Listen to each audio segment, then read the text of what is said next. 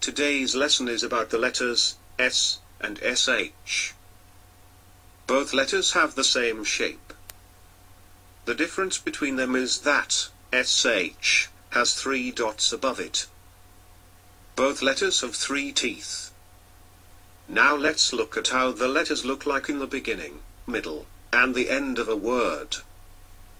The blue part is what is written when the letter is at the beginning and middle of a word, while the red part is what you write when the letter is in the end of a word.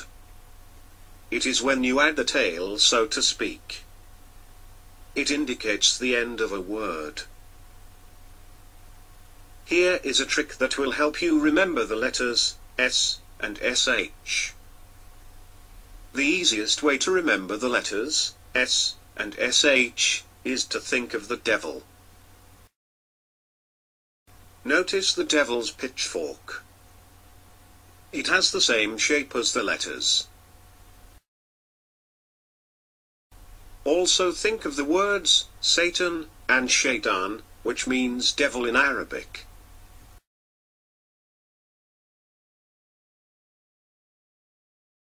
Now let's look at examples.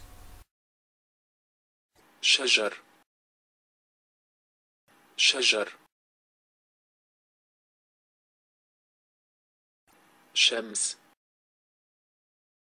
شمس مسلم مسلم ناس ناس